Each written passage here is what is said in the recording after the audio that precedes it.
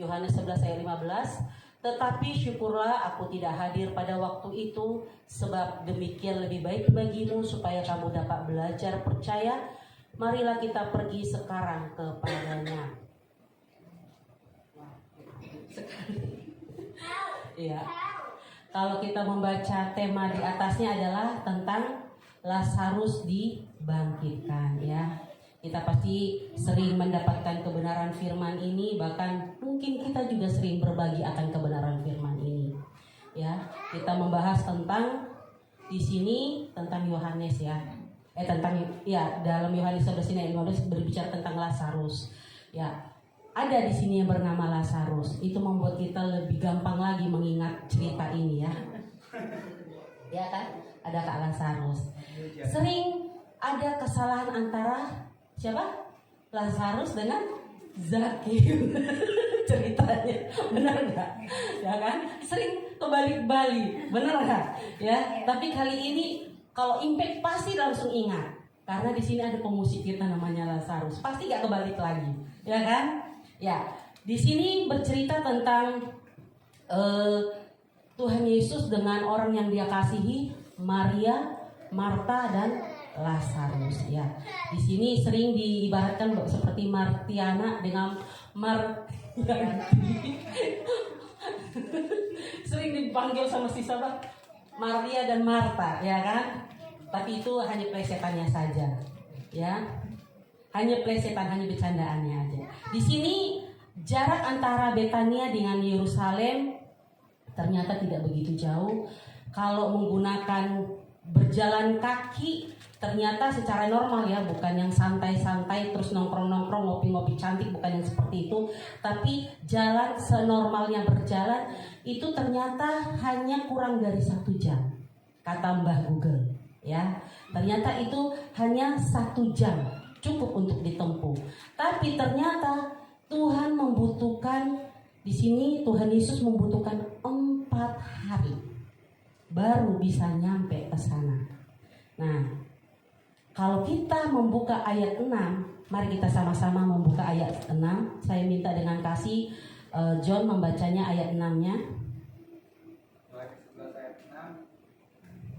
Namun setelah didengarnya bahwa Lazarus sakit, ia sengaja tinggal 2 hari lagi di tempat di mana ia berada. Iya, kalau kita baca ayat yang sebelumnya, Tuhan Yesus sangat mengasihi Maria, Marta, dan Lazarus. Tapi di ayat 6 dikatakan dia sudah dengar berita Lazarus sakit, tapi malah dia sengaja 2 hari lagi di tempat dia pergi pelayanan. Masih sempat-sempatnya 2 hari lagi dia tunda-tunda, ya kan? Ya, yang harusnya 1 hari dia perjalanan, dia pergi dari antara Betania ke Yerusalem, tapi menjadi 4 hari. Karena apa? Tuhan Yesus tunda-tunda.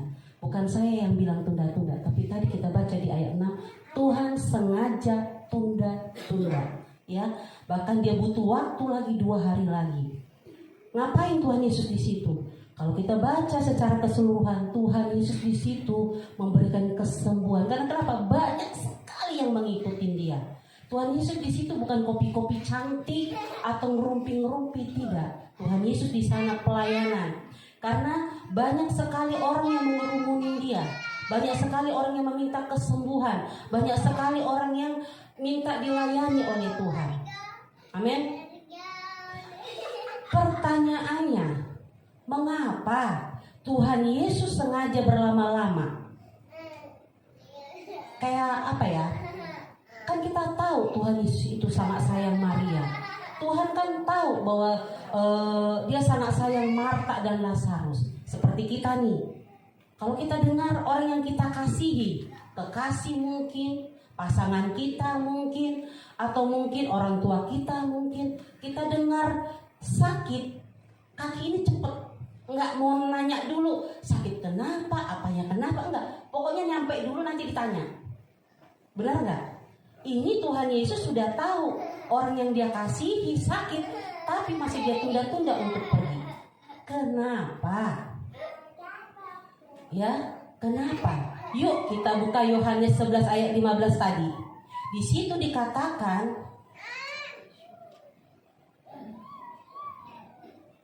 supaya, saya baca lagi ya, tetapi syukurlah aku tidak hadir pada waktu itu, sebab demikian lebih baik bagimu, supaya kamu dapat belajar percaya.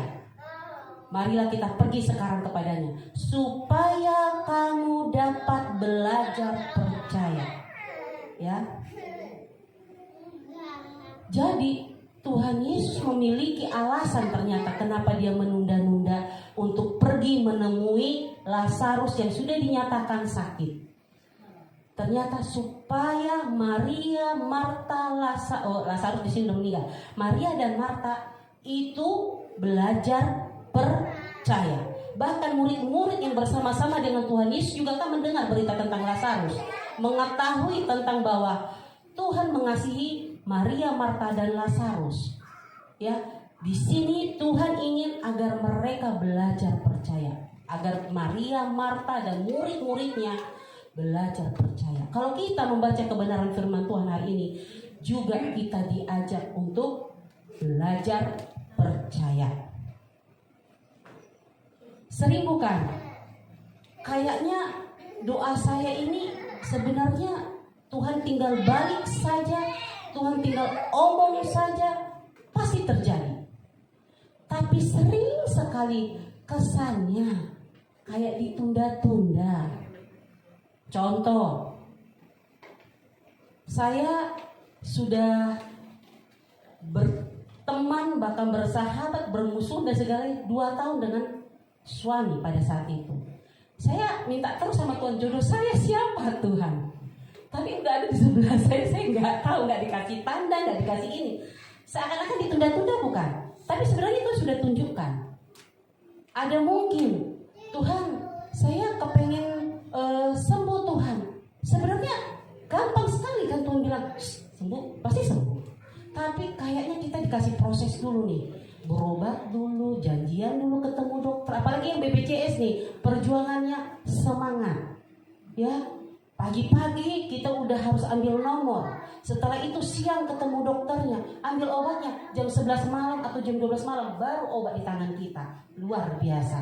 Ya, banyak cara yang Tuhan lakukan. Sebenarnya sekali ucap juga Tuhan pasti sembuhkan. Tapi banyak perjuangan yang harus kita lalui. Contohnya lagi usaha.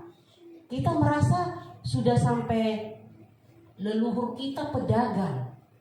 Istilahnya celah-celah perdagangan itu orang belajar yang pergi kuliah S1 untuk ekonomi aja kalah. Karena pengalaman dari nenek tentang perdagangan kita lebih paham. Celah-celah marketingnya bagaimana.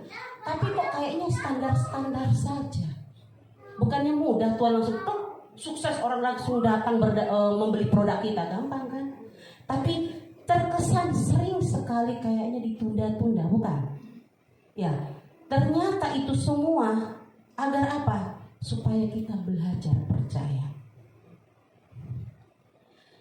Di dalam 2 Korintus 12 ayat 9 dikatakan gini, cukuplah kasih karuniaku bagimu, sebab justru dalam kelemahanku kuasaku menjadi sempurna.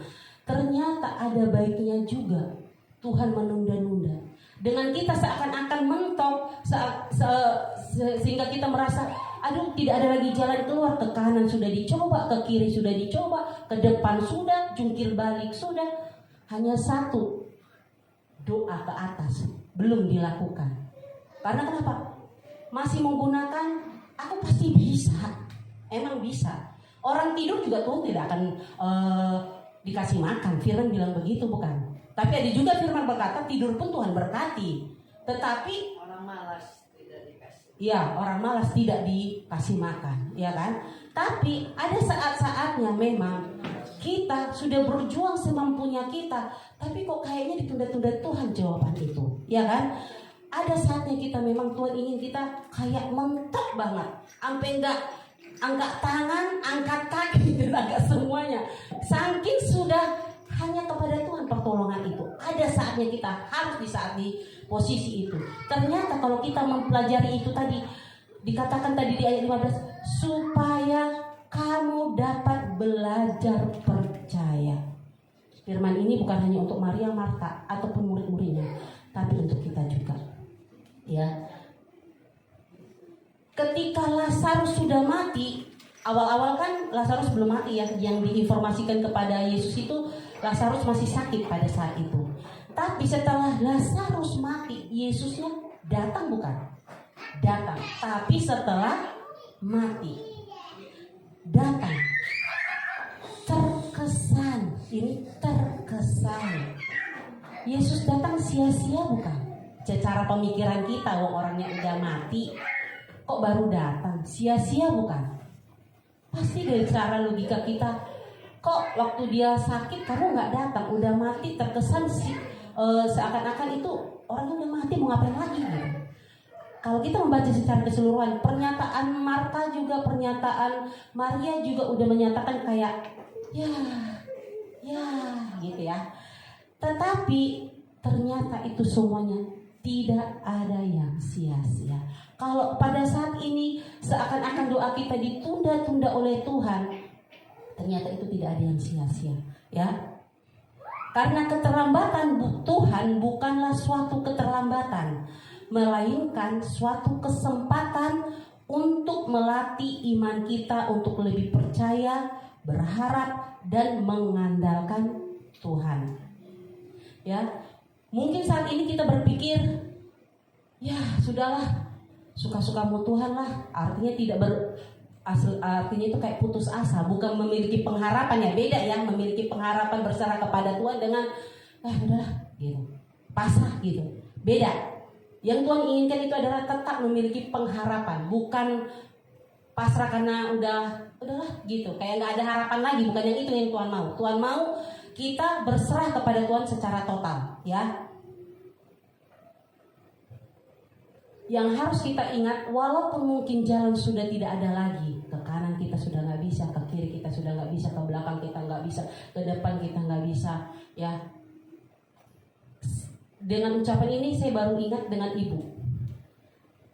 Ketika digondrong ya Bu, sudah tidak ada jalan, hanya doa dan menangis kepada Tuhan, mengucap syukur.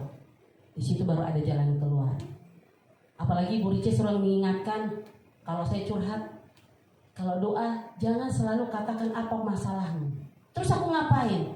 Katakan sebaliknya. Tuhan baik, terima kasih jawabannya. Tuhan baik, terima kasih jawabannya. Itu. Di hati ngelawan. Apa yang baik, masalahnya masih di depan. Ya enggak? Apa yang baik, jawabannya aja belum ada.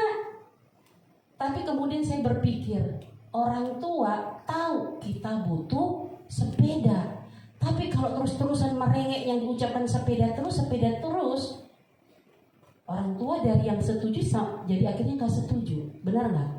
Tapi mama cantik, tapi gak ngucapin kata sepeda. Besoknya dikatakan lagi, cantik sekali mama ini, wangi. Terus begitu, tidak mengucapkan kata sepeda. Mama kita pasti luluh kan? Pasti luluh. Apalagi dia tahu kita memang butuh. Ketika Ibu Rice bilang belajar mengucap syukur, belajar puji Tuhan tanpa mengatakan apa masalahmu, saya langsung membayangkan Tuhan itu seperti orang tua. Saya langsung membayangkan bahwa Tuhan itu seperti mama kita. Dia tahu kita butuh, tapi dia menginginkan kita meminta tolong sama dia. Tapi kalau terus-terusan kita bilang sepeda mak, percaya gak dikasih. Tapi setiap ketemu, pagi mama, cantik sekali mama. Gak usah lama-lama, 3 hari seminggu juga udah dijawab. Kalau ada duitnya, kita juga harus bantu dalam doa, ya kan? Amin. Ya, di sini mengapa terkadang Tuhan membuat kita menunggu? Kalau yang saya temukan adalah karena yang pertama, ya memang waktunya belum tepat, memang belum waktunya Tuhan, ya. Karena waktunya kita tidak sama dengan waktunya Tuhan. Ya, kalau kita membuka Pengkhotbah 3 ayat 11, ya, nanti dibaca aja sendiri. Dengan kata-kata saya sendiri aja. Percayalah waktu Tuhan adalah yang terbaik. Ia yang akan membuat segala sesuatunya indah pada. Amin. Yang kedua, kenapa Tuhan akan menunda-nunda memberikan pertolongan, memberikan jawaban kepada kita? Yaitu yang kedua, Tuhan mau agar kita belajar untuk percaya dan menantikan Tuhan bekerja dalam hidup kita, ya. Dalam Kolose 1 ayat 23, belajar mempercayai Tuhan untuk tidak beralih kepada yang lain. Tuhan mau kita kuat, teguh beriman kepadanya, ya. Tuhan mau kita belajar terus percaya dan bersabar menantikan Tuhan yang bekerja dalam kehidupan kita, ya. Mari kita sama-sama belajar diproses oleh Tuhan tentang keimanan kita kepada Tuhan. Jadi ketika Tuhan memberikan kita waktu untuk bersabar, bukan sabar ini ya, bersabar untuk menunggu jawaban Tuhan, ya. Ingat selalu bahwa kemungkinan itu belum waktunya Tuhan, ya. Kedua, Tuhan mau kita berkembang di dalam iman kita kepada Tuhan, agar kita belajar percaya, menantikan Tuhan bekerja dalam hidup kita, ya.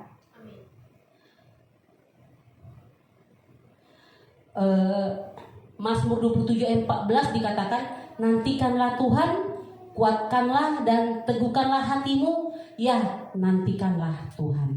Amin. Jadi kita berharap di awal 2025 ini sampai nanti berakhir, bahkan untuk selama Tuhan izinkan kehidupan kita, tetap setia kepada Tuhan. Tahun lalu Tuhan tolong kita bukan? Tahun ini pasti Tuhan tolong kita. Saya punya pergumulan doa sampai sekarang belum dijawab Tuhan. Ada yang dijawab Tuhan?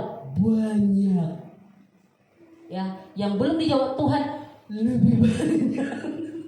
Ya, tapi itu membuat saya belajar seperti firman, belajar untuk berpengharapan kepada